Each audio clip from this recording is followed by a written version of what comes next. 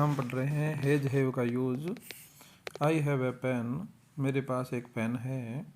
You have a chance, तुम्हारे पास एक मौका है।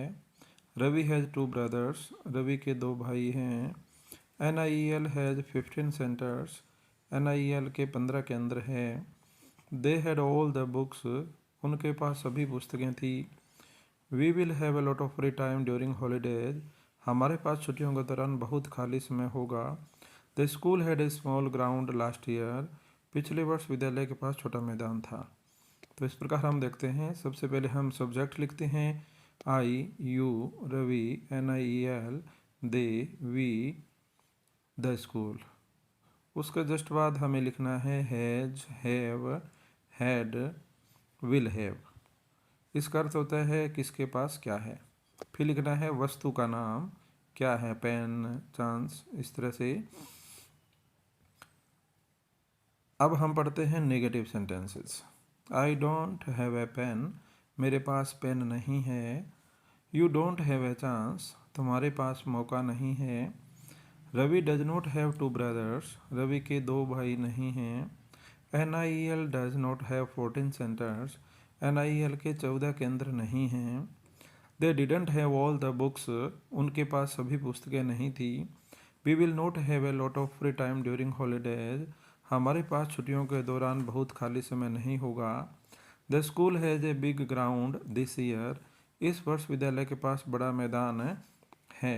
तो इस प्रकार हम देखते हैं subject I, you, Ravi, NIEL, we, the school के तुरंत बाद हमें लिखना पड़ेगा डू नॉट या डज नॉट।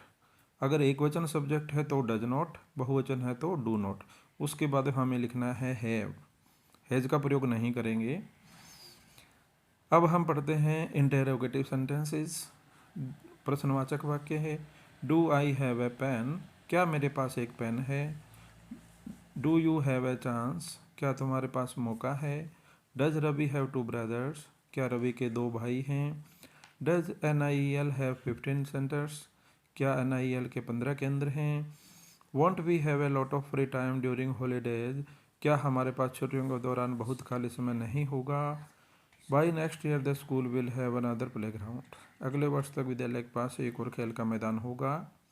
तो इस प्रकार हम देखते हैं प्रेजेंट टेंस के लिए 2 सहायक क्रियाएं हैं डू और डज।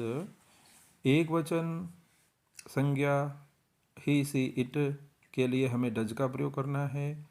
आई, वी, यू, दे। और बहुवचन संज्ञा के लिए हमें डू का प्रयोग करना है। सबसे पहले हमें डू या डज सहायक क्रिया लिखनी है। उसके बाद में हमें सब्जेक्ट लिखना है I, we, you, they, he, she, it या नाम। उसके बाद हमें हैव लिखना है। प्रश्नवाचक वाक्यों में हैज का प्रयोग नहीं होता है। उसके बाद हमें लिखना है वस्तु का नाम, पेन, चांस, 2 ब्रदर्स। तो व्यक्ति या वस्तु लिखनी है।